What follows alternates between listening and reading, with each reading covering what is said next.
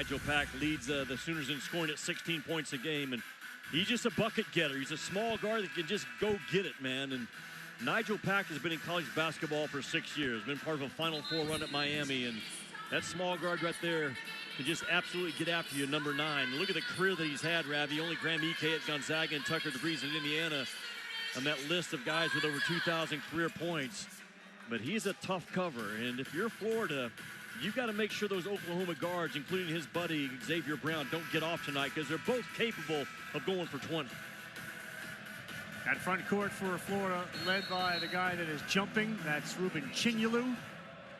And they go up and lock horns, actually, at the top of the jump, and the ball is out of bounds, and it'll be Gators basketball as they wear their traditional blue uniforms. Chinyelu, Condon, and Hauku has become a star on the front court. Boogie Fland and the Princeton transfer, Fabian Lee, in the backcourt.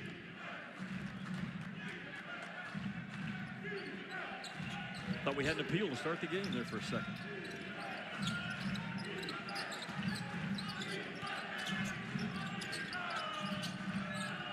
They will work it down low all night long. In the first effort, Condon defended, threw it up with his left, and that's 2-0 Florida.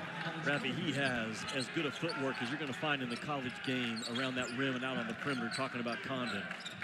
And that three-headed monster inside is a tough, tough cover. This is Xavier Brown. He was number 1 out top. And try to get Pack the ball. Fland is the guy guarding him. A lot of random action in that Oklahoma offense. Random ball screens, random cuts. They spread you out, they drive you, and they better do it now. Now Pack's going to have to do something quickly with 2, and it's Chinyelu with a block. Not a good offensive possession out of the gate for the Sooners. Yeah, Chinyelu might be the best defensive player in the SEC this year.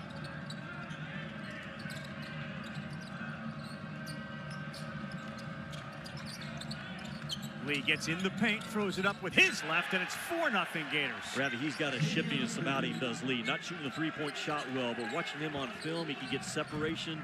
A small guard with speed, though, allows him to compete in this league. Shot 36% last year from 3, down to 26 this year. But again, they're not asking him to do a ton. Fland right in the face of Pack, and it's going to be called on Fland.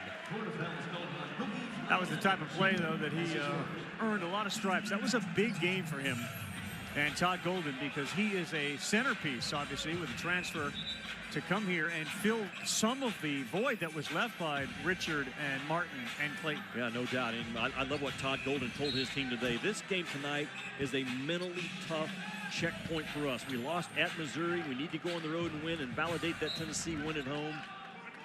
And it's also important to point out, not a full house tonight. Oh, yeah. If you find out if you love ball or not in a situation like this, at least the coach does. Yeah, students are not back on campus here, and the other part of the perfect storm for a smaller crowd, the Oklahoma City Thunder playing at home tonight against the San Antonio Spurs, who've beaten them 3 times, so they're well aware of that. 4-0 and another ball out of bounds. It'll be Florida's. There's Porter Moser, 15 wins against, as an unranked team, against an AP top 25. This is one of those opportunities. Remember last year they finished 6-12 in the conference and still made the NCAA tournament. They rattled off, what, 13 wins, I believe, in non-conference, won the battle for Atlantis.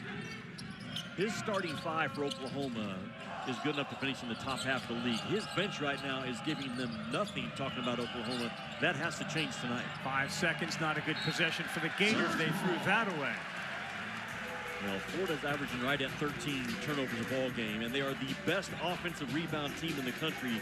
A key for Todd Golden all season long going forward. Just get a shot and allow our size to dominate that glass. And they do that as well as anybody in the country. Oklahoma lost to Mississippi State and A&M last week. Davis penetrates, and he missed an easy one and tips up his own miss. Rather good action, though, because you had Pack actually being the screener in the on-ball situation, and that's a tough cover. And Davis is such a quick, electric athlete on that second bounce. Fland, the penetration, throws it up, no good, and a good defensive rebound. A couple of Gators on the floor with McGee, so a chance with some numbers, and Davis to the left, no on the layup. Rebound put back up, and in a couple of offensive rebounds for the Sooners. Well, if you don't want to fight on the glass against Florida, you have no chance. Yeah, great pass down low, and Condon gets fouled. See who Don Daly says is the guilty party, and it is going to be against Mohamed Wagee, who you see here offensively grabbing the board. Yeah, good work ethic by Wagee to run right to the front of the rim, but you cannot celebrate when you score against the Gators. They play with as much pace as anybody in this league, and all 5 of those dudes can run. Even Condon at 6'11", Chinyelu at 6'10", and a load. Those dudes get out within 3 or 4 seconds to put pressure on that rim. Condon misses the free throw, a 67% free throw shooter. He had 21 in the game against Georgia, including 6 dunks in that game. And last year, he was responsible for 103 offensive rebounds. Third most in a season in Florida history. He missed 2. Chinyelu is there. He missed a bunny, and Houck is there to tip it in. That Florida, are the best offensive rebound team in the country in multiple ways, but especially off of a missed free throw. That was a point of emphasis for Porter Moser. We've got to pinch. Forget the shooter. Let's just make sure we pinch everyone else off. Brown, boy, good hands there. That one was behind Tay Davis. He's thinking about one-on-one with Condon. Now Brown frees himself for a 3. Got hit. It's a chance for 4. Lee got picked off and then was in a dead sprint to try to recover to the shooter. Watch one in blue. He gets hit just a little bit right there. Gets tied up in his own traffic. Therefore, he's late. Coming from the side, you certainly got to fly in front of the ball, not give a chance for that call to be made. That's the kind of start, if you're Oklahoma, you have to have on your home floor. Jimmy, this is one of the best free throw shooters in the country, 94%, 6th in Division I. And you can see why, a smooth stroke. And Oklahoma, after falling behind 4-0, now leads 8-6. Yeah, Brown now, what, 47 out of 50 on the year from the free throw line. Chinyelu wanted an alley-oop thrown from Condon, didn't get it. Klafshar's into the game. He's a terrific outside shooter, and he's going to go to the free throw line and shoot a couple. He is a phenomenal shooter. Yeah, he really is. And that just gives you a little bit of snippet of how fast Florida comes at you with their zoom action, because Klafshar was coming 100 miles an hour to get downhill. Chinyelu was sealing off the inside. And you get a feel for Florida size on film, but their speed in person is what it takes sometimes to adjust to. Foul was called on Kai Rogers, who's into the game. He wears 8 for Oklahoma. Klafshar is coming off a game against Tennessee in which he hit 3 3-point field goals, scored 15 points. And he's got 19 threes in his last 6 games, so almost 3 a game. Right, he's one of the better, guards off of the bench in this league right now. Just harass the ball defensively, make sure. Oh my gosh! Goodness. Davis rocked the rim on another offensive rebound. Brown tried to free himself for a 3. He penetrates. Fadeaway is going to be short. And Condon, now watch them go.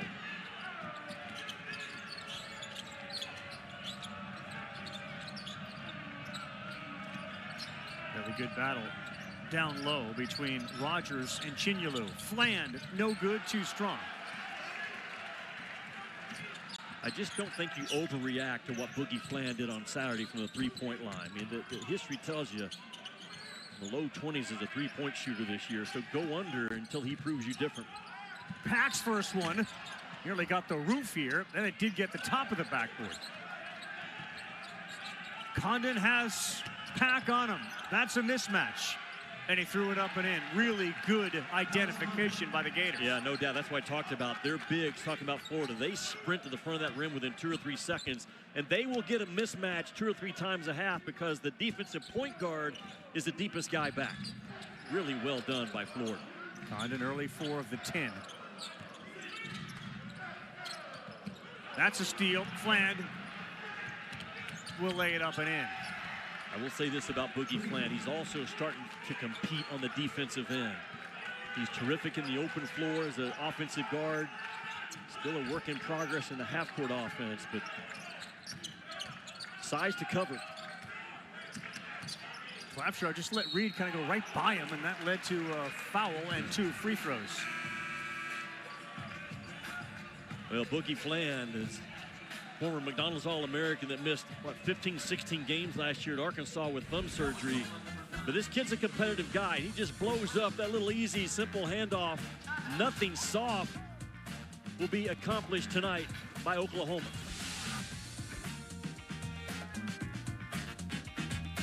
Had going into the college football season, but that's where we are with Miami playing a home game against Indiana. Can't wait for that. Golden knows all about playing for a championship. He did it last year. And this year, the offense has kind of found itself here recently. Well, it has. And, Todd Golden's got a great, not good, a great offensive mind. And he's had to adjust his offense a little bit this year, but also on the defensive end, Ravi, they are not switching nearly as much, Florida, especially at that 3, 4, 5 spot. But it's a Florida team that has all the goods to be a contender for this overall SEC title come March. Darian Reed knocks both free throws down. And we'll once again now watch them go inside as Micah Handlockton is in. They get it to Hauk down low, and he can't get it to go. And you saw Handlockton's hand up there above the rim, and the ball bounced over it. Handlockton is just another huge body that they bring in. 7'1", 260.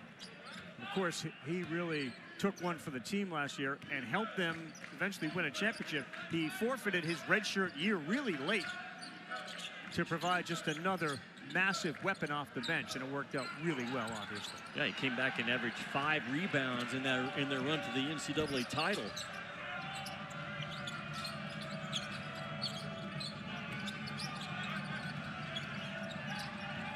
Come quickly to double, they swing it. Hauk forfeits the 3 to Fland, alley-oop. Handlockton, an easy one. Man, Boy, they navigate that. Yeah, what a big target, though. And great hands by Handlockton. I mean, Florida is so good at getting the ball inside. It's not easy because they are at the bottom of the league in three-point shooting, yet they still pound the ball in that paint. Pack, no good. He's 0 for 2. Didn't follow it either. Probably had a chance if he did. Yeah. 12 of the 14 points for the Gators, Jimmy. Not a surprise if come in the paint. Now, you've got to battle if you're Oklahoma on the inside. Yeah, Florida's going to get you some, but you got to fight every possession. Do you double? That could have been an offensive foul, right? Called, and Handlockton went up to tip, and you can absolutely see the size edge that Florida has over every team, but certainly again tonight. There's just a lot of contact from Condon right there. I think that's an offensive foul. Defensively, Reed was established in legal guarding position. You avoided the first bump, but the second one, I think you've got to call it.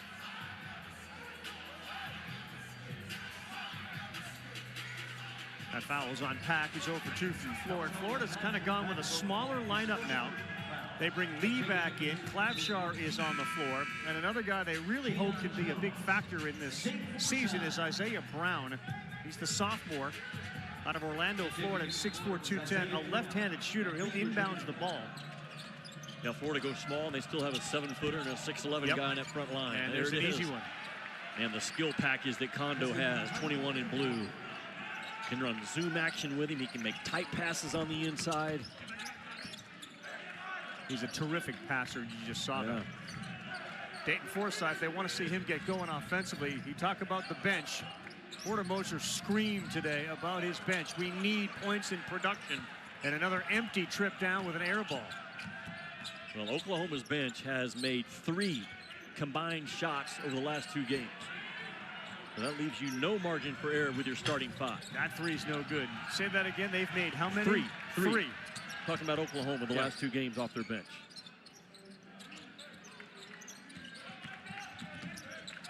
Forsyth's been battling ankle injuries this year, but they got to get number 7 in white Oklahoma going again, because last year his nickname was Spark, because that's what he did to this Oklahoma offense.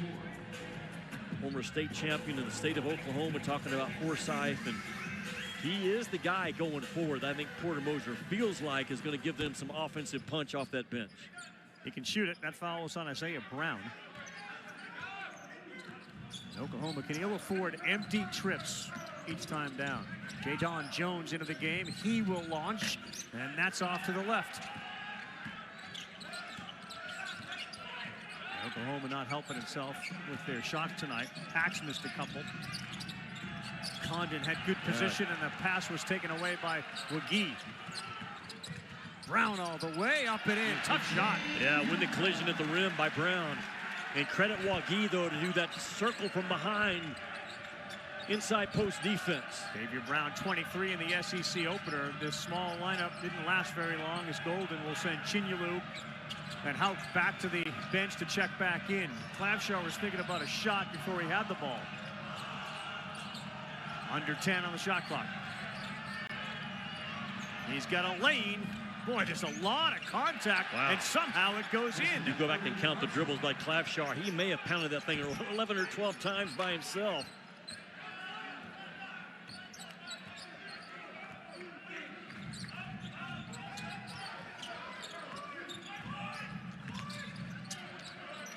Hey, Dave, thank you very much. Here with Jimmy Dykes, Norman, Oklahoma, home of the Sooners, down 6 to the defending national champions, the Florida. Hey, Dave, thank you very much. Here with Jimmy Dykes, Norman, the Florida Gators. Gators doing it inside. They've scored 16 of their 18 in the paint. 2 on the shot clock. Jones is going to have to fire it up. He does. That may have been even after the clock. It was. They didn't call it. Surprised there not a whistle blown. Brown, watch out. Wide open. The seas parted for him. Yeah, that just simply cannot happen if you're Oklahoma. You got to sprint back and get matched up and talk. And no one did. And just an easy 2 for Florida. And Florida coming off a heck of a win against Tennessee on Saturday. And they have kept that mojo going early in this game. They were carried by a great 3-headed monster in the backcourt last year. This year, it's the front court with a 4-headed monster. Forsythe, that's way too strong and off. And the bench is struggling again. It's been a story for the Sooners, and they are not helping tonight. Lee will fire.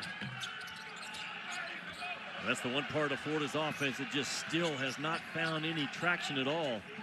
But shooting 27% on the year, Florida, from that 3-point line. Nigel Pack, their best shooter and scorer, is off the floor. He's set to return, but he's 0 for 2 to start. Well, those bigs for Florida, they get in drop coverage. You just mirror that basketball. They don't lose their feet on the floor. There you go. Yeah, like I said, that's the guy I think that can give Oklahoma some punch offensively off the bench. Dayton Forsythe. It looks like that Jadon Jones may have some blood, so they have blown the whistle, and they will address it. Looks like they're looking at his right hand. The athletic trainer is out there. So our score, 2014, as you join us here for the SEC on ESPN. Condon has got 4 points, 2 of 3. He is one of a handful of guys that have been dominant inside this season, along with Ruben Chinyelu, who went for 17 and 16 against Tennessee in their most recent win. And of course, you talk about Handlockton, who's over 7 feet, and maybe the most improved player in all of college basketball, Thomas Houck.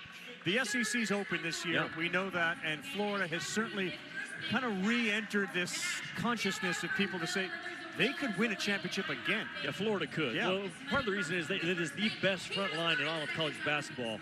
I don't think it's really close when you talk about the 4 guys that Todd Golden has from that national championship team. His guard play has to come on. Not shooting the ball well at all. Boogie Flan and Lee, 27% for the year overall, but they are so good and so big and so physical. Florida, Ravi, is the best offensive rebounding team in the country. They're the second best defensive rebounding team in the country. Yeah. If you're Oklahoma, you're a small team on your home floor. You got to shoot the ball well tonight because you're not getting a lot of second chances. Last year we watched them win a national championship with guys like Walter Clayton Jr. and Will Richard and Elijah Martin. Yeah. They bring in Boogie Fland, and he just had one of those games that will make you think, if he can do this, we're in great shape. Yeah, no doubt. Or maybe just 75% of this, because he went off against Tennessee, 23 points, 5 assists, and 4 steals. And he was a big part of a 15-2 run that gave them separation. I think he had 10 points in that 15-2 run. But, you know, Boogie Fland, remember, a former McDonald's All-American, missed about 15 or 16 games last year at Arkansas with thumb surgery, but he's got a ton of talent. Now, what has changed for Boogie Fland is right here.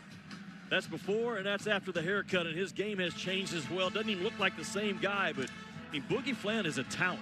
And Todd Golden admitted to us today that he felt like Boogie Fland and Xavier Lee and Clavshar, they felt the pressure early that, hey, you're not what we had last year in the guard spots. Well, 3 NBA guards went on, so you got to give these guys time to grow into their own. Yeah, I asked Boogie before during the shoot-around here, the haircut thing. Like, did you expect all of this attention to be paid to it? Now, if he doesn't go for that performance against Tennessee, there may not be that amount of attention, but my goodness, it certainly lit up Gator Nation to see him do that minus all of his hair.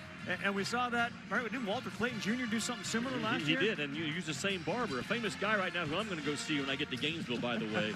There he is, Jordan X Fades, and he changed Boogie Hair's hair, and he changed his game. And same thing with Walter Clayton Jr. last year.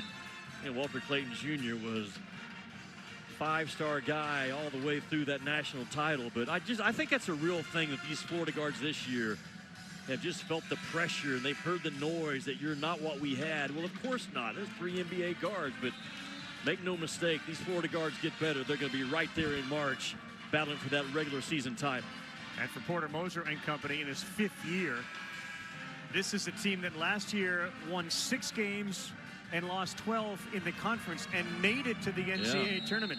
Given where the SEC is this year, that ain't going to work. No, it's not. But Oklahoma was perfect last year in non-conference play. I was in Atlantis with them when they won the Battle for Atlantis. You know, the league overall has taken a step back. Not nearly as top-heavy as they were a year ago. And Oklahoma's got to start stacking wins. Great opportunity tonight against Florida, and Alabama comes in over the weekend. Chinyelu getting into it with Wagee down low. Big battle. Fland. Long one, and it drops. And he is feeling really good about his game. Largest lead of the night for the Gators. I still don't think you overreact to that made 3 by Boogie Fland. He's 21% on the year. Davis into the paint. That's a little too strong, and no one there on the offensive glass. Florida makes you take a lot of tough twos with their drop coverage. It may not matter if anyone on the planet overreacts or underreacts. If Boogie Fland feels good about his stroke, that's the only reaction that matters.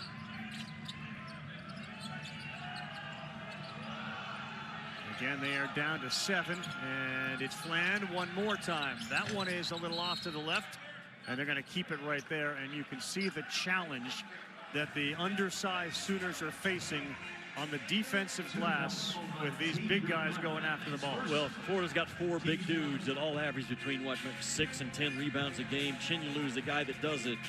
And Ruben Chinyelu is on track to be the first Gator to average double-figure rebounds in the last 50 years.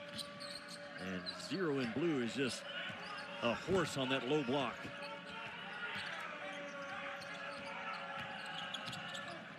Fland, and he gets it to go, and Boogie Fland starting to pile up another good night offensively.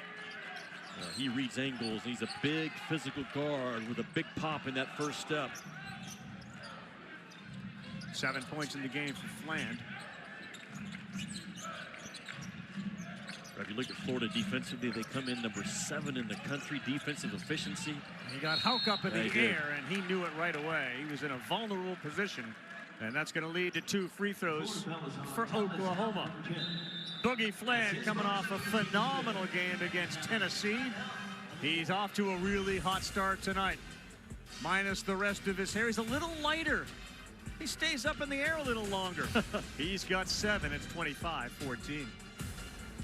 Pitch with Jimmy Dykes. Only the 3rd ever trip to Norman for the Florida Gators. But they come in off of a bus looking like absolute giants. Well, those 4 guys right there are just racking up rebounds at a high rate. So why are they such a good rebounding team, Ravi? First of all, they go early to the glass, not late. They run an offense that 2 bigs are typically around that restricted arc when the shot's taken. They're terrific at the tap backs. And it's a combination of strength plus length. And all 4 of those guys are just wired to go get it. But I think it's the scheme that Todd Golden has going on, but you just watch when the shooter rises for Florida. Those offensive rebounders are already attacking that glass, and that's what great offensive rebounders do. They are never late, they are always early, and that's Florida. 4 in the game offensive rebounds. Actually, for each team, there was some early offensive rebounds on back-to-back possessions by Oklahoma. So that area is even. It's the points in the paint that are the big difference in this game, 20-6. Talking to Todd Golden today, we just reminded he is relentlessly confident with his guys and his program. Oklahoma comes out and goes zone. Took, who just came into the game, is now doubled over in pain. He must have got hit in the face and literally just walked into the game. He says he's okay. That is Ku'ul Took, well, a freshman at 6'9". Yeah, he needs to make shots. And Porter Moser told me last year in Atlanta that my best shooter is redshirting this year, a big 6'9" kid, and they need his stroke right now. But he took a pretty good pop, friendly fire right there from McGee.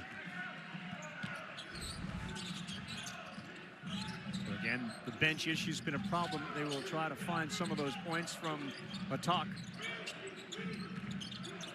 Xavier Brown, this backcourt of Brown and Pack is formidable. Nigel, who's got over 2,000 career points, has it deflected away. And then he's able to maintain his balance to get it to his partner, Brown, who throws up a runner that was way off. I mean, that was all Ruben Chenyelu in that drop coverage. At one point, he kind of switched out just enough and fought it until the guard got back. And there's not a better defender in the league right now than 9 in blue, Ruben Chenyelu. Little Okpara-like feel. Tennessee uses Felix at the top.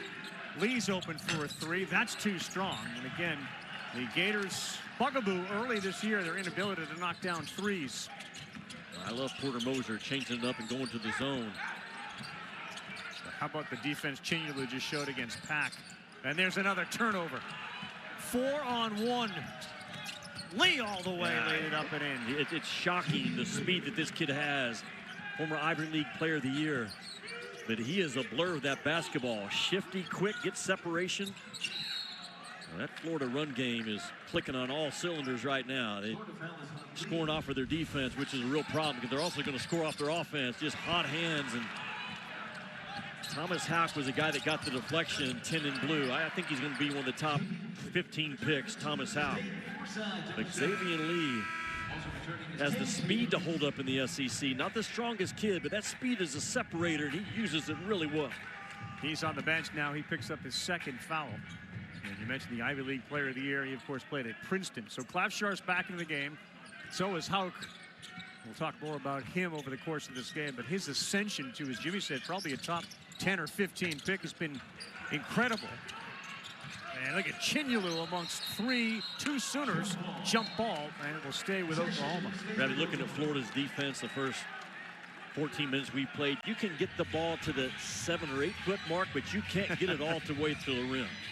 They throw up a big blue wall, and it's all anchored by Chenyelu, but Houck is the same way. Condon's the same way. Hand-Logton.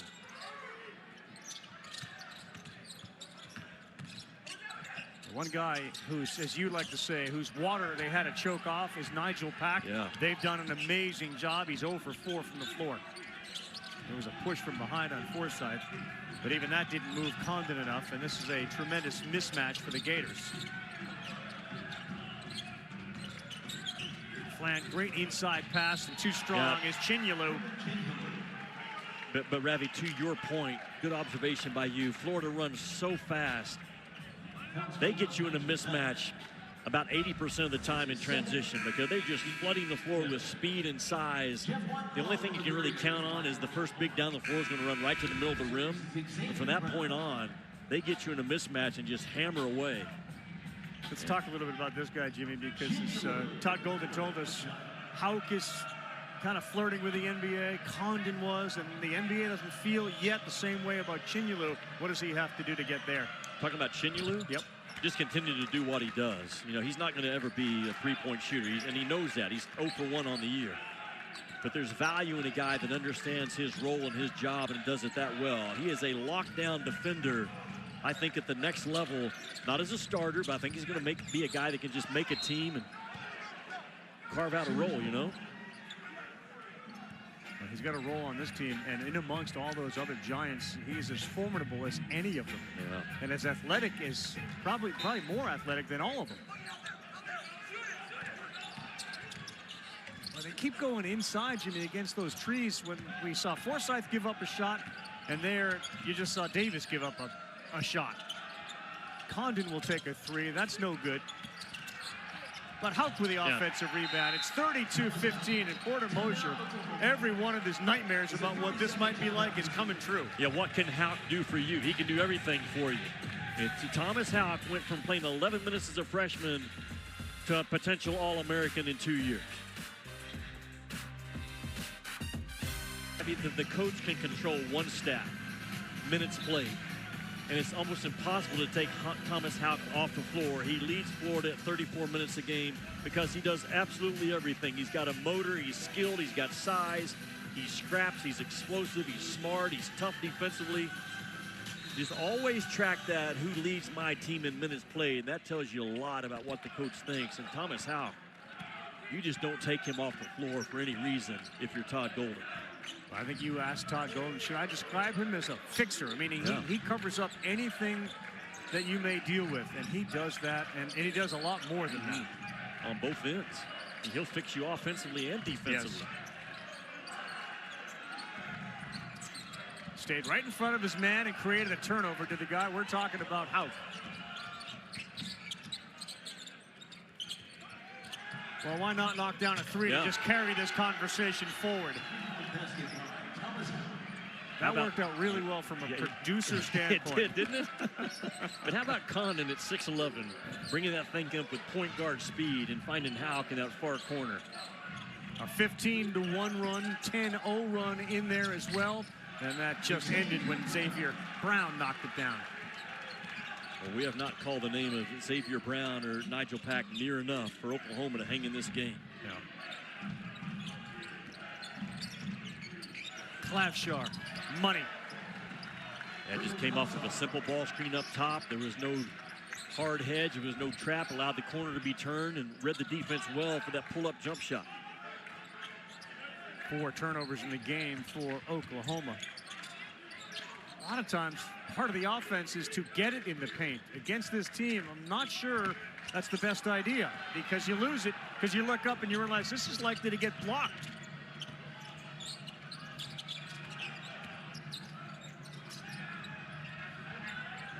Florida has played the 6th toughest schedule in the country. Clavshar.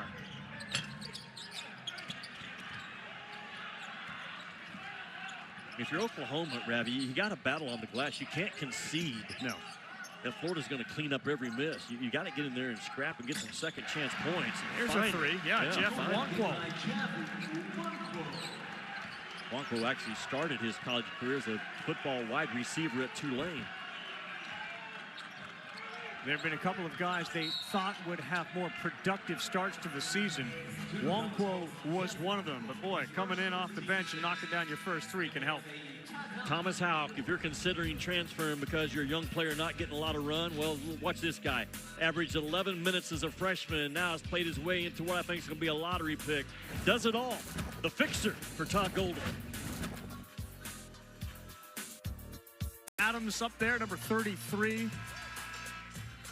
The list goes on and on. Yeah, Stacey King, Mookie Blaylock, head coach Billy Tubb. Great stories about Billy Tubb. I'll tell you tonight at late dinner, but we can't share with the audience? Every time I come here, I look to my right, down there where Toby Keith used to sit every game. Just a legend, an absolute superstar that loved the Oklahoma Sooners with everything he had inside of him. Clavshar's got 4 on the clock, and he lost it out of bounds. When Florida would be a shooter's dream to play for, because we talk about gravity ability for shooters on the outside. Florida's got gravity ability on the inside in terms of the defense they attract around the rim. Florida doesn't have to make them all going forward, but they can't miss them all. Jimmy, how do they get Nigel Pack going? Right there. He's going to have to make some pull-up jump shots because Florida's going to give you that 12 to 15 footer. If you can make them, you can hang in the game. If not, you get blown out. 3 bigs on the court now. Hand-locked in Condon and Houck. Flan, too strong. Offensive rebound, big number 3, who gets double-teamed, steps right through it. Houck's got a 3 and knocked it down. An absolute pro waiting to happen is Thomas Houck. I'm going to enjoy him as a college basketball player. I'm just saying he's that good.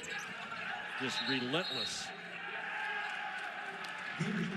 He does everything. He's got 10. Tomorrow night, how about this? ESPN2 men's college basketball triple-header. Keyshawn Hall and Auburn, fresh off their upset. They beat Arkansas badly. They get Mark Mitchell in Missouri. And then number 10 Vanderbilt, who is set for a Saturday showdown against these Gators, will take on the Texas team we just saw with an inspired win at Alabama. And then the night finishes with DeBonsa and BYU. Alley-oop to Houck, gets that to go. They'll host TCU. Houck's got 12 early points here. Ravi, that was not an easy pass to control by Thomas Houck, but he's so explosive. Bought himself another half second to get that ball under control and get the finish. Again, they continue to take it inside and locked in with a big block. Yeah, you're pointing about Texas. Sean Miller's got a chance to change his season. He can beat Vanderbilt tomorrow night after he just knocked off Alabama on Saturday. The intensity in which we saw them play in that game, talking about Texas, was off the charts compared to the prior game in which they were dead men walking. They were. Tennessee's in a battle right now. I think they're in their second overtime against the Aggies in Knoxville. Up 4 with just over a minute to go. This league is wide open.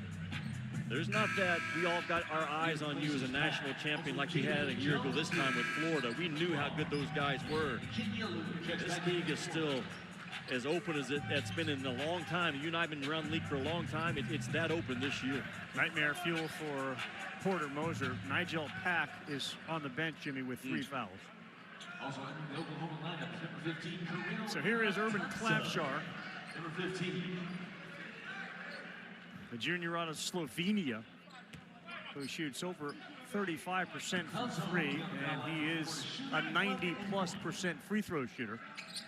Yeah, he takes 7 shots a game, but 5 of them are from the three-point line.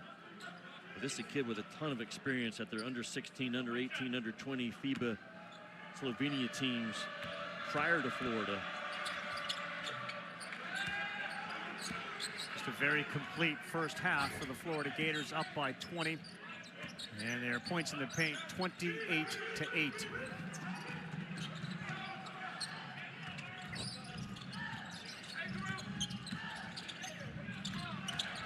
It's not going to work. It's a soft finesse finish that will not work against the Florida Gators. And the pace at which the Gators play. Beautiful pass to Chinyelu, who volleyballed it up, and then he picked up his own offensive rebound for their 30th point in the paint. Yeah, it's just men against boys. Florida, the #1 offensive rebound team in the country, they clean up 43% of their misses. A crazy high number this deep into the season. Bad pass, turnover. House got Flan to his right, and good defense to blow up what he was trying to do, which was to get it to Boogie Flan. But Thomas Houck has slid from an inside guy seamlessly to the 3 spot this year for the Florida Gators. And Chinyelu leads the charge at over 10 rebounds per game. I said it earlier, possibly the first Gator in 50 years to average double figures for an entire season. A beast in the weight room. Gators have the ball. There's 20 seconds to go. Will they have 46 when this half ends? The timeout. A ton of ways to watch and listen to the biggest college football game of the year. Yeah, good for both those teams. I remember during the selection show, a lot of back and forth about does Miami even belong in the playoffs? Yeah. Well, obviously check that box, yes. And Fernando Mendoza, one of the most unique Heisman Trophy winners we've ever had in college football. Flan, a fadeaway, no good. They will end at 46, and they will lead by 22. 46-24, the score as we head to the break. That guy right there, Thomas Houck, he ends up with 12 of the 19. You give Flan 7. The Sooners 9 of 31, bothered by the height of the Gators on both ends. After the break, we go back to the studio. KC, Kevin Connors, Uncle Seth, Seth Greenberg, and Norm Roberts for the halftime report after this commercial break.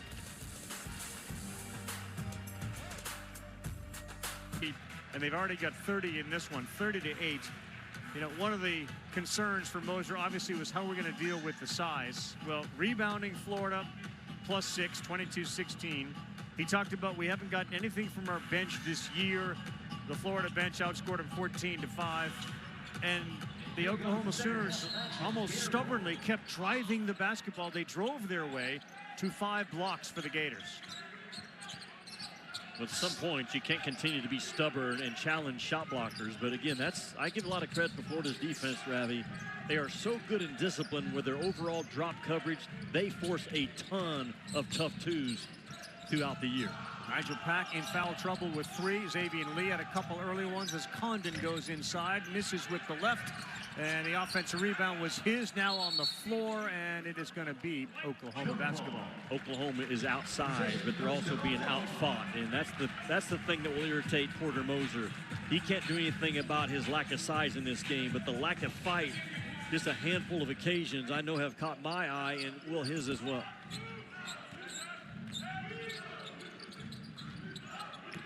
Brown gets the high screen, throws to the corner, another penetrating Oklahoma Sooner, and that one's deflected out of bounds by Condon, or as they call him, Kondo.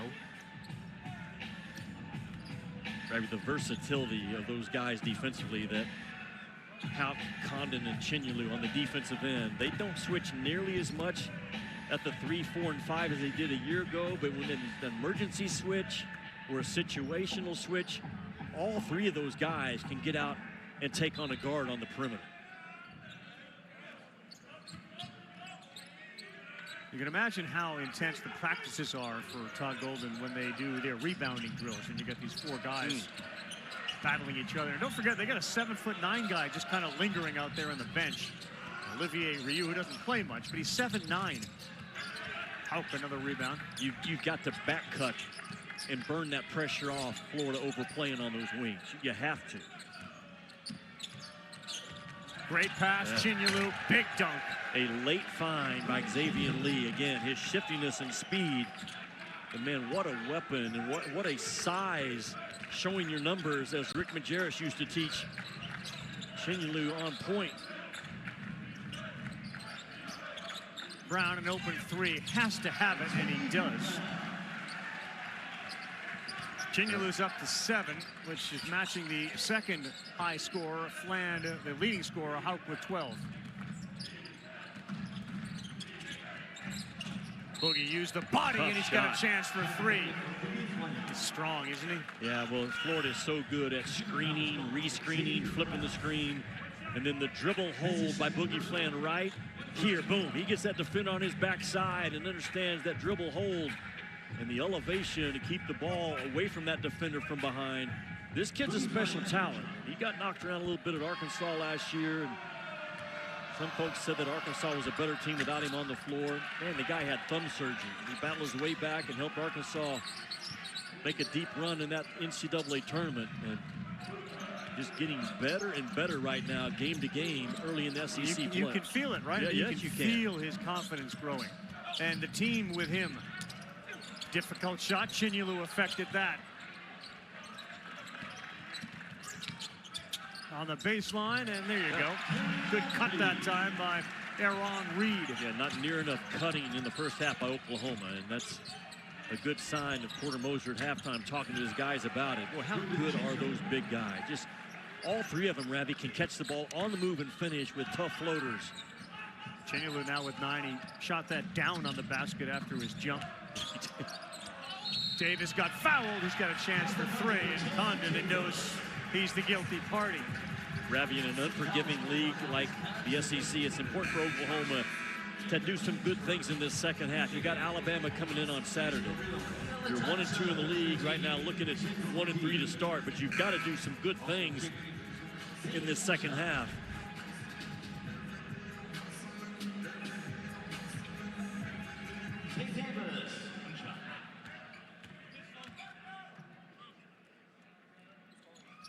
I like Tay Davis. He averaged 15 and 5, I think, last year at Notre Dame. Strong downhill driver with his right. Hauck's got 5 boards. He's working his way towards a double-double. And when there's nothing there, it's very simple for these big guys. I'll go one-on-one, I'll back my way down. Yeah, Oklahoma, they were playing zone, and then they went to man. When the ball was caught by Condon at the elbow, he recognized it and just turned it into a one-on-one game. Alexanov is in the game. He is the Russian who came over in December. Reed lost the ball, And we got to run out, and Flynn will have an easy 2. 56-31, Florida. Florida has almost been perfect scoring off their defense when they've had a chance.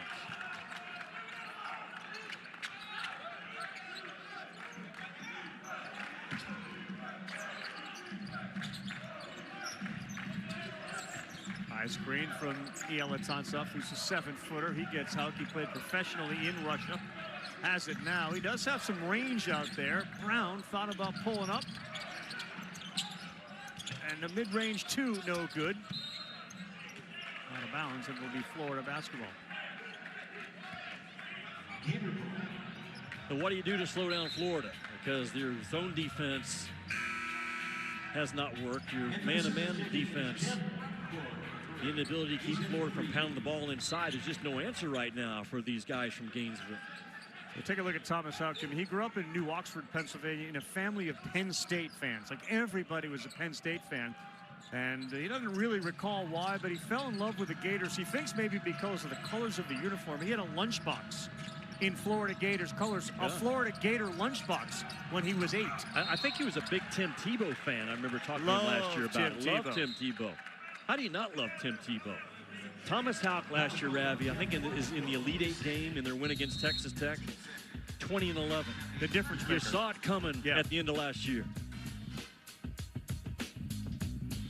And the Mavs NBA countdown tips off at 6:30.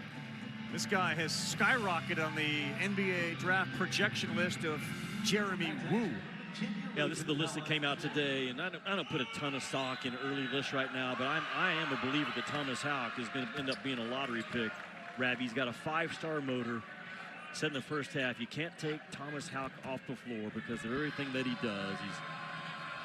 He's skilled, scraps, scrapes, he's explosive, he can knock down a timely 3, he can move the ball, he can guard multiple positions.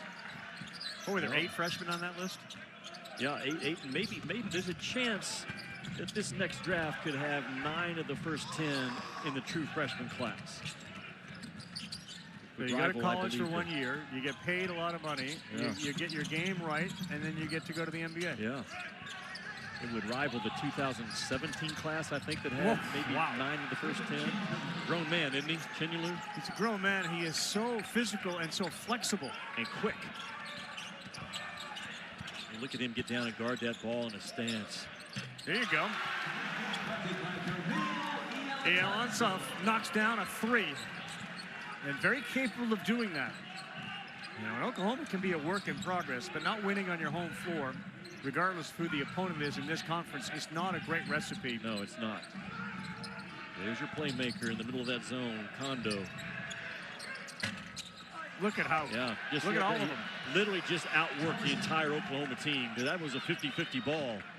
Talk about guys that literally rebound out of their area. That's Thomas Hauk. And he will go 12, 15 feet out of his area to run down a loose ball. 14 points, 6 rebounds for Hauk. Roll, good pass. 3-corner is money. Good find, though, by Ielatansov, right? Yes, and Wongpo knocked it down. You're just trying to stack some good plays in the second half if you're Oklahoma. Lee didn't get it, and give Hauk credit. He's the one that kept that alive. Well, he missed one. He's firing again. It leads to another offensive rebound. Condon blocked from behind. That was clean. Nigel Pack. Well, they go get it, don't they, with Florida? You don't see Florida ever try to grab a one-handed rebound. And Xavier Lee with a miss, and boom, look at Hauk just comes flying in, but he grabs it with 2. These are 2-pawed guys, man, flying around that glass. And again, the best offensive rebound percentage team in the country. They get back 46 of every 100 missed shots they have. Incredibly high number. 13 of those offensive rebounds tonight. And feeling it as he steps into the game. Where you been? Well, he's been in Russia up until a month ago. Rather, he's played professional ball in Russia to the point that he actually only has 1 semester to be eligible in college basketball. That's where we are in the college game right now. Ielatansov. Hauk wants to knock a 3 down. High arcing one. He buries that. He's up to 17 in the game. Whatever you need, I can do. That's how I would describe Thomas Houck.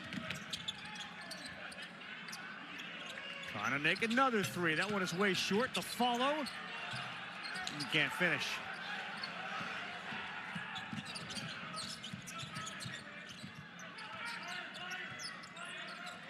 Hand locked in now into the game with Condon and Houck on the front line.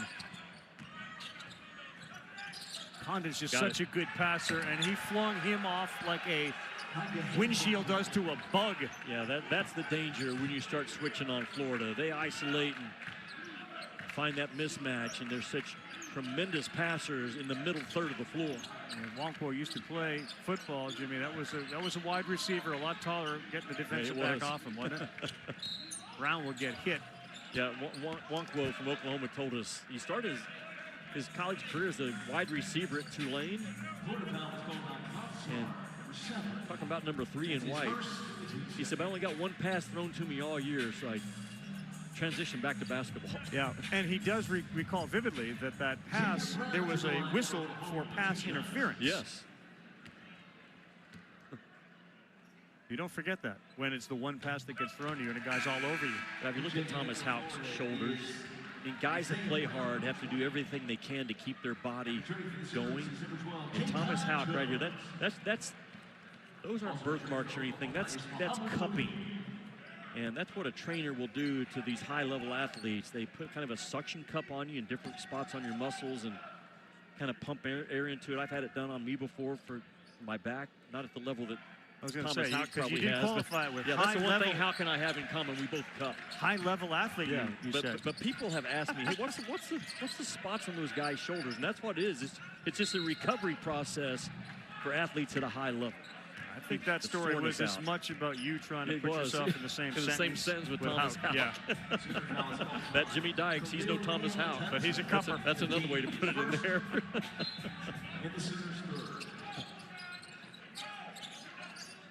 We can tell Houck after the game, he's got nothing on you. No. He wants it again. He won't. Oh, he thought about it. But you talk about guys, Jimmy, the one thing about his folks that they will tell you about how he's always tried, he has to outwork people as Flan knocks it down. And he needed to develop a little bit better outside shot, which clearly he's done. Yeah, Thomas Houck and about 33% on the year. Did a great job at Boogie Flan, though, to snake that last ball screen and pull up and knock it down. Oklahoma's making some threes this half. Again, it's just all about finding some good things to build your team's confidence if you're Porter Moser in the second half. Look at Henlock, and he just went right up over his defender, and that led to another three from Klabschar, and Moser is warm right now on the Oklahoma sideline. Yeah, warm/hot. The ball knows when it deserves to go in off of an offensive rebound, goes in at a high rate. The ball knows ball, Ravi. For the most part last year, and when he came back, Todd Golden said, I'm going to play you at the 3 and develop your overall game. And man, as he fits seamlessly in that small forward position. It was to develop his game, but it also was afforded the opportunity to do so because of the other guys they have on the team. No doubt, yeah.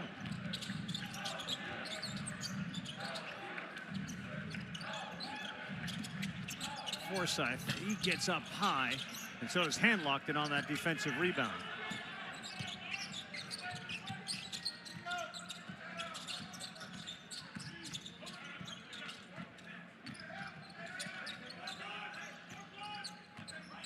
The way Boogie Fland has played the last couple of games, Jimmy, he has been the perfect guy for this team. Well, you can see his confidence. We noticed today in the shoot-around, and his ability to get downhill is a real problem because you got to have so much gravity respect for those bigs inside. You don't come off a Boogie Flam because of the threat of the offensive glass. This kid with the ball right here with a legal headband, by the way. The headband, it says in the rule book, can be no more than 4 inches wide. Yeah. And he's right at that 3.5-inch width, probably. Why would that be in the rule book? It's just to waste paper. Not sure. You know, the rule book also says that the backboard can be 6 feet wide by 4 feet tall, or 6 feet wide by 3.5 feet tall. Really? Yes. Why do we have, you can have an option of how big the backboard is still in the in the rule book. Iela Tunsuf has come in and made an impression. 9 points in the game. Hauk, a little floater, that's no good. And it is Handlockton who's got it. Fland open three, no. Iela Tunsuf's earning himself more time on the floor. Yeah. And Florida is right where they've been all season long. Only 29% from the three-point line, and they're still a threat to score 100 in this game. Do it again, kid. Yeah. How about 4 threes in the game? Now, like I said, Porter Moser, you're trying to find things to build on in the second half. 15 in white might be the cornerstone brick. You remember Zvonimir Ivicic's first game for the Kentucky Wildcats?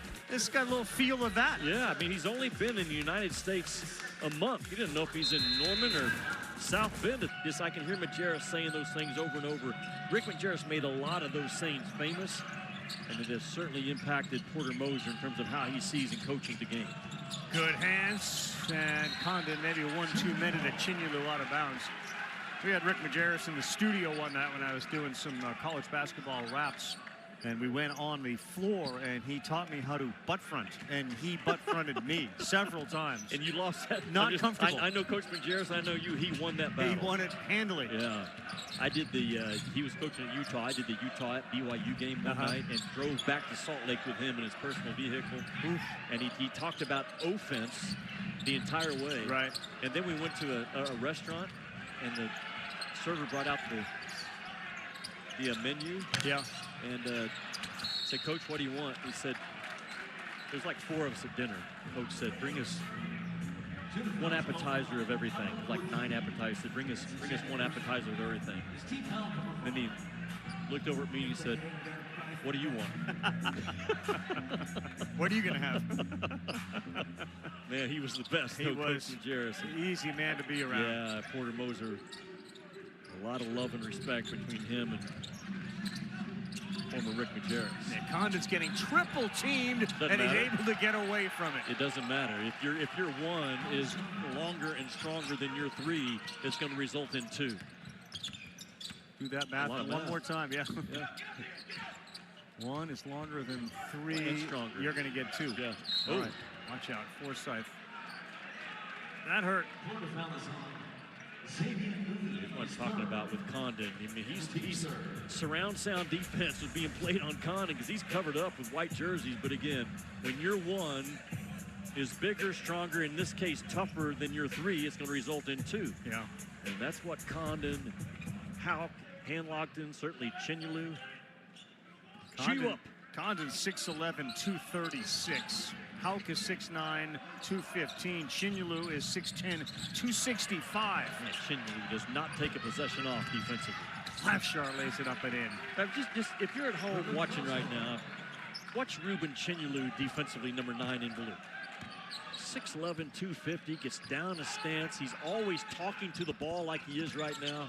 There's not a better defender in this league right now than Ruben Chinyelu. Look at him take on that ball and play with his chest. Okay, the guy scored on it. But, man, he made a very tough shot to score against Chinyelu. And he didn't commit a foul. Hauk to 3, no. That would have got him to 20 points in this game.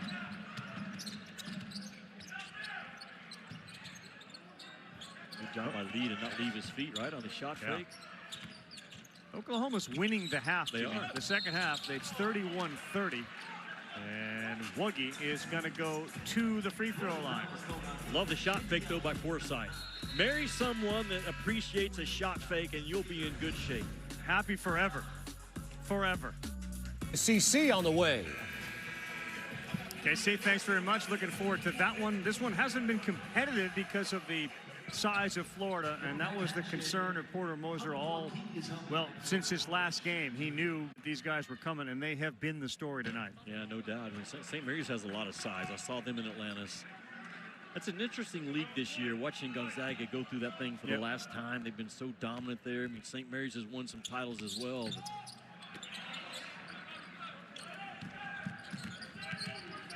UConn looks the part, don't they? They sure do. Arizona looks the part. Michigan got exposed over the weekend by Wisconsin. Talking to Seth about it the next morning. Wisconsin just spread them and drove them. And Half the Big 12 looks the part. Yeah, absolutely they do. It's a big Kansas game going on over on ESPN. I know they just showed you that, but as Pack buries a three.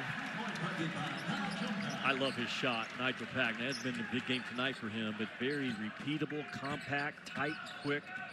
His dad actually taught him to shoot, Ravi, just making the ball go off the backboard, not worry about making shots early, just working on the form, just time and time again, shooting it properly off the backboard. It's kind of unique today how he showed us that. But was there a rim on the backboard? No, he just shot at a backboard. Just worried about the form.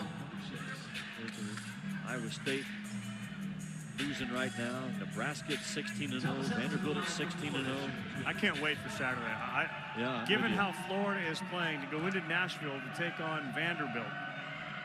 You know, Nate Oates kind of intimated that he didn't think that Vanderbilt prior to the game against Alabama had played anybody. And then, of course, Vanderbilt beat Alabama. Yeah. So this is going to be the ultimate big, tallest test for the Commodores so far this season. On their home floor against this Florida team, it really feels like they are putting it all together. Yeah. You know, Vanderbilt's got to take care of business tomorrow night first. It's still going to be a big game either way.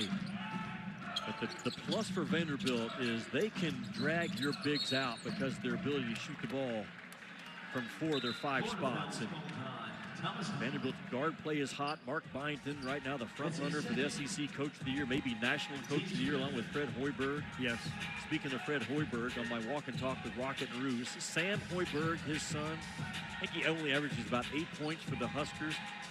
You might argue is their most important guy. Just every loose ball, every tough play, his voice, everything about him, taking care of it. Big fan of the Huskers. That's a three and a foul on Klavshar. 28 feet away from the basket. So now let's talk about Todd Golden. What he's got in front of him for the next 6 minutes is not lose our momentum, our mojo, and how are we supposed to play the game? I mean, Ravi, you can get your team to a magic level and then lose it just like that. And Todd knows the same thing. It's not about just finishing this game. It's finishing this game the way we play, where we've gotten ourselves the last 2 ball games, getting ready to go into Vanderbilt on Saturday. Brown's been great. He's got 16 points. So Vanderbilt, huge test. Then LSU, Auburn, at South Carolina, and February 1st, the Gators at Alabama. That's a huge game on Saturday, because after that, you can't tell night to night, but that's a pretty manageable schedule for Florida, considering where the games are being played. It's just, to your point, Tennessee has a phenomenal front court. They took care of Tennessee fairly easily, did the Florida Gators. And you mentioned it. Like there may not be. We saw Gonzaga earlier this year, you know, with Huff and Ike. Nobody has the combination of numbers of players, skilled players, that tall. Yeah, that's it. I love Gonzaga when we get to March, but to your point, it's Ike and Huff. They don't have that 3rd and 4th guy like Florida does on that front line. You can't press Boogie Flynn. Watch it. No, I say it. You can press him, but he's going to break your press and hammer it to that dunker spot on the back end of the press. Jimmy, he got into the paint and he had multiple options for an alley. Literally had multiple choices. The bigs of Florida, they fight each other to be the first guy down the floor. Man, that's the heart of a champion at that 3, 4, and 5 spot. Lead up to 20. They've scored 39 total rebounds and points in the paint, 52 of their 80. They got a mismatch inside. 54 of their, no, or maybe. 52 of their 80 still. Yeah, Boogie Flynn has really grown in the last couple of weeks. For your press breaker is get it back to your best ball handler who's physical and tough and let him go to work. Eyes up the entire time. And he doesn't come 100 miles an hour, Ravi. He backs it down to about 90 to kind of let Chinyelu get in a better position out of that dunker spot. Man, are they good in transition. 9 double-doubles on the season for Ruben Chinyelu. 15 points, 12 rebounds. Ravi, his faith, I was talking to him before the game, Chinyelu, his faith is very big to him. He's number 9. As he told me, his favorite Bible verse is Joshua 1:9. This kid is about so many of the right things. He came back to Florida to try to win another national championship. And to your point, we were talking off the air, Houck, Condon, and Chinyalu are going to be on an NBA roster next year. And that guard play doesn't have to be great. It's just got to be good. And Florida is going to be right there again in early March. You agree? Of course, I certainly do. 21 rebounds he had against Merrimack, which was the most by a Gator since 1982. That's up and in.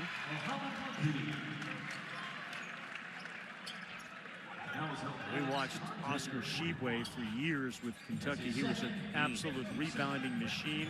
There's a lot of the physical qualities about Chinyalu that are similar to Tshiebwe, and I think Chinyalu is even a little bit stronger. Yeah, and a little bit taller. I mean, Oscar Tshiebwe was only about 6'8.5", maybe 6'9". He's all of 6'10", 6'10.5". Houck, laid it up and in. Could have thrown it down harder. But Thomas Houck now over 20 points in the game. 7th time he's hit that mark.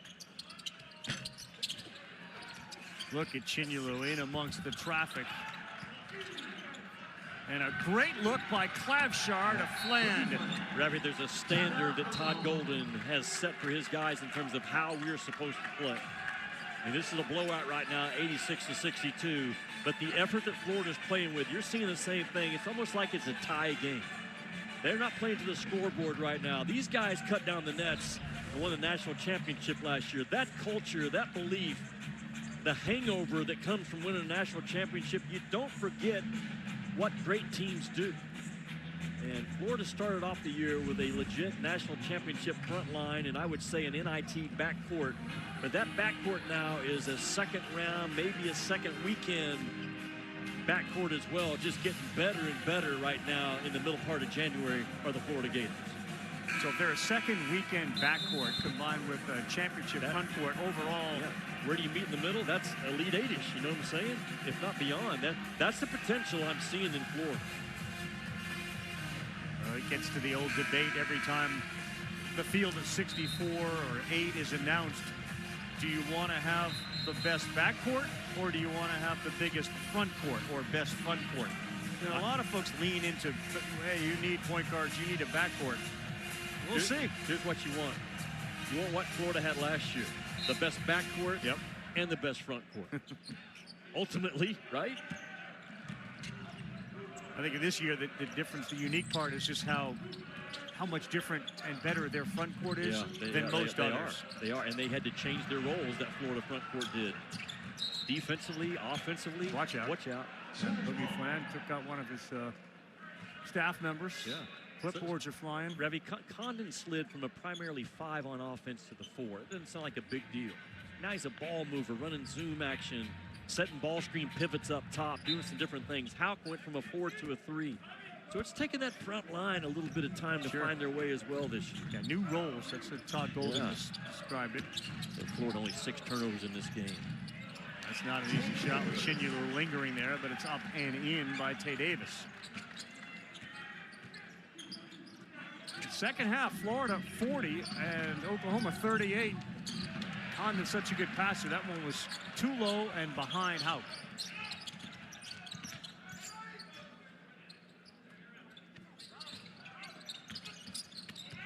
Yeah, that is a difficult shot, but all of a sudden, Tay Davis has found the challenge to his liking. Well, Porter Moser's not going to like the outcome. He's going to like the second half. Ravi, as a coach, now it's the game within the game. What did we find? Where can I give my guys confidence in an unforgiving SEC and Alabama rolling in here on Saturday? And I think he's found 3 or 4 things, Porter has. Yeah, Klavshar, that's off, and Condon nearly had it, but a good rip by Wagi. Hey, Ravi, why we got a chance? I don't know if we'll be back to Norman this year. Joe Castiglione, the longtime athletic director for Oklahoma. You and I had a great visit with him. His longtime friend and buddy, one of the best to ever do it, and has done so many great things for this Oklahoma program. He was a great friend with Toby Keith, and Joe Castiglione, you'll be missed on this campus and in college athletics overall. There he is. Gem of a guy. I'm telling you, he is. Cheers to you, Joe. 86-66 here.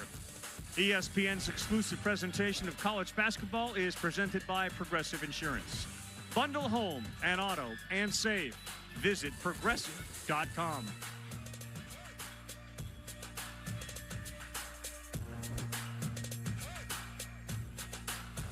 ESPN2 in the app. Women's basketball matchup of the night. Jimmy has been all over the Lady Longhorns. Madison Booker, number 4. They got a chance to show what they got against number 2, South Carolina. Joyce Edwards and company in Columbia. Longhorns beat the Gamecocks by 2 in Austin, November 27th. So a chance for Don Staley's squad to get a little payback. Our coverage will tip at 7 Eastern. That is a biggie. Yeah, 2 phenomenal talents, Madison Booker and Joyce Edwards. And Vic Schaefer not happy with the SEC scheduling in his last press conference. And we walked into Oklahoma today, and their women's team was practicing. And talked to them. Their next 2 are South Carolina and LSU. So no one gets favorable scheduling in the SEC. How about Iowa State tonight getting smoked by Kansas? Yeah, I was going to say. You've said it for a long time. The Big 12 this year is what the SEC was last year. And this is sort of a alley-oop to Chinulu, and the rim got hurt on that one, as he now has 19. Yep. I'd tell you the other thing about Chinlu, we'll get back to the Big 12. I'm not sure there's a player on the floor who enjoys the game of basketball more than Chinulu. I would agree with you, and I was also struck today by how much Florida likes each other. I mean, you can just see the genuine joy and camaraderie that they're developing, and that's simply unstoppable. You said at halftime it's not a fair fight, and that play right there says it all. That's a big dude stumbling that didn't go all the way to the wood. But he was smiling after he was able to keep his balance. 19 tying his career high as Houck goes to the free throw line. I think the other part about tonight, you said, how about I thought you were going to say, how about Kansas tonight? It just reminds everybody, when you get into conference play, how hard it is to win on the road. On the road. Especially against a good team. Yes. And Kansas sitting there right now, coming in tonight unranked, but they still are, one of the top teams in that Big 12. The Big 12, I believe this week, Ravi, had 4 teams inside the top 10. Kansas not even ranked, knocks off Iowa State, who I think most folks would agree one of the top 3 or 4 teams. And not just knock them off, it's like this. It's a 20-point game. A beatdown. And Bill Self, I believe it was Saturday, lost at West Virginia. A little smile and smirk on his face afterwards. So we're just not very good right now, guys. We're just not. By the way, we've heard that before. Yeah, 72 hours later. Yeah, bam. It's a pretty good one here. We got Vanderbilt at Texas, the middle game of the Oreo cookie there. Vanderbilt at Texas at 9 Eastern time. Auburn, Missouri at 7. And TCU gets a chance to watch AJ DeBonsa. After our game the other night, drove to Birmingham and flipped that on. Man, that you talk about athleticism. Woo! He may be the #1 pick. And there's a couple of cases to be made, but just watching him play. And at the end of the month, AJ DeBonsa goes to Kansas to take on Kansas and Darren Peterson. Could very well be the #1 versus the #2 pick in the next draft. That's an NBA move right there by Condon inside. And you can tell they're all smiling. A bit of a laugher tonight for the Gators on the road. Up by 20 with 2 minutes to go. They came and played the game the right way, Ravi. What do I mean by that? They set the rules early in terms of how we're going to play this game. We're going to hammer you inside. We're going to play with speed and transition. Our defense is going to show you why we're a top 7 defensive efficiency team. And we're all led by the biggest motor we have in Thomas Houck. When your best player, and that's what Thomas Houck is overall, is also your dude that plays the hardest, man, it brings everybody up to another level. And that's exactly what Thomas Houck does for this Florida team. He is a joy to watch. Yeah, Latantsov is having a perfect night. 4 of 4 from three-point land, currently 3 of 3 from the free throw line, and guaranteed, I would think, to get more minutes in the next game. He's been a very, very pleasant surprise tonight, as Chinulu and Houck both come out of the game.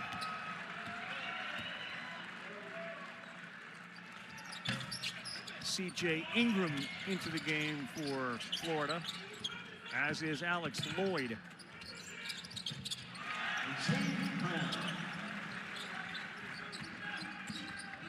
Oklahoma has outscored Florida by 5. And again, the scoreboard dictates some of that. Yep. But a much better second half. Todd Golder, remember, he told us at 1 o'clock today, and told his team the same thing. This is going to check our mental toughness. Can you follow up a good win and take it on the road and do what we're supposed to do. And that's exactly what they did tonight. When you step into a very small crowd on a Tuesday night, environment wasn't great. But Florida, they rose their own energy up from the opening tip, and that's a sign of a mature basketball team. Good night for Xavier Brown. He's got 22 points in the game to lead the way. Davis with 17. Hey, welcome to the game. Three-pointer falls. C.J. Ingram. We'll go watch the film right afterwards, you and I.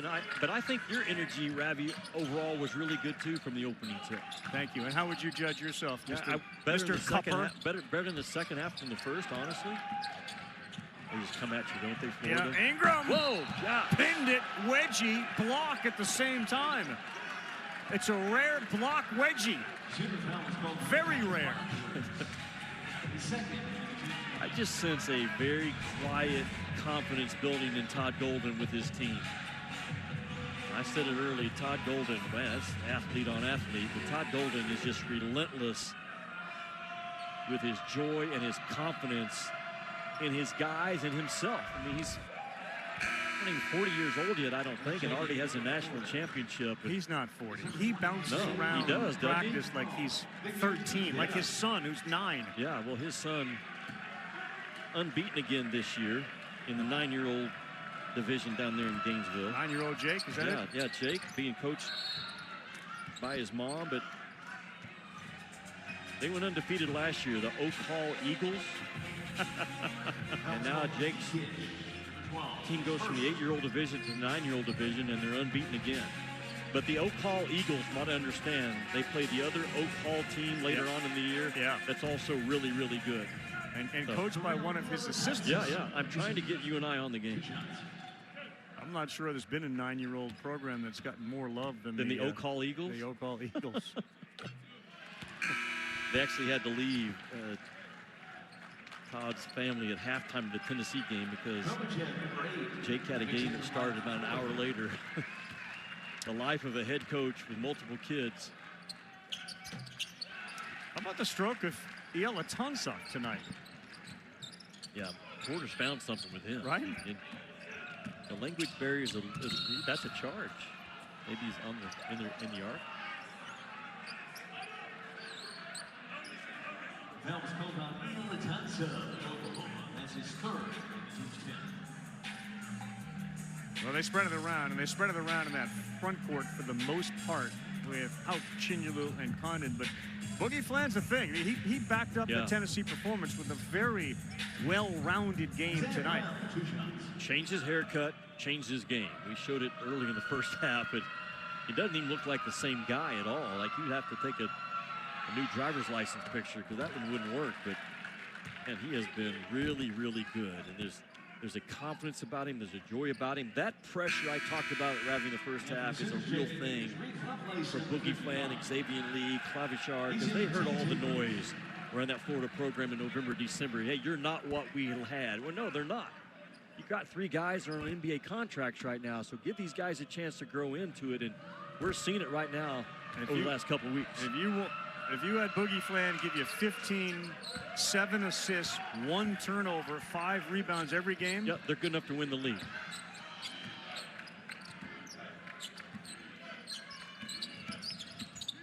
Vanderbilt's got a very big one tomorrow night against Texas, a Longhorn team that showed they can fight. And guys like Tremont, Mark, Jordan Pope raise the level, raise the expectation. Sean Miller now, he's got evidence. You could do this, you got to do it every night. And they'll be tested tomorrow night at home against Vanderbilt. And then the showdown between what still may be, we'll see, an unbeaten Vanderbilt team or a 1-loss Vanderbilt team against a Florida team that's going to be 12-5 and feeling really good about itself on Saturday at 2. I talked with Porter Moser today and Sean Miller over the weekend. And even Rick Barnes today. It doesn't matter what you run offensively, what you do defensively, what your ball screen coverage is, what your special situations are. If you don't do it hard, it does not matter. And that's what Sean Miller did with his club. And Florida, the number 19 team in the country, comes in and takes care of business. They sure do. Our final score here in Norman, Florida 96, Oklahoma 79. And for all the challenges and appeals that we had in our last game, Not one today. we did not have Not one one. today. You speak, people listen. Up next, St. Mary's, San Francisco. For Jimmy Dykes and our entire crew here in Norman, I'm Carl Ravitch. So long from Oklahoma to my buddy Dave.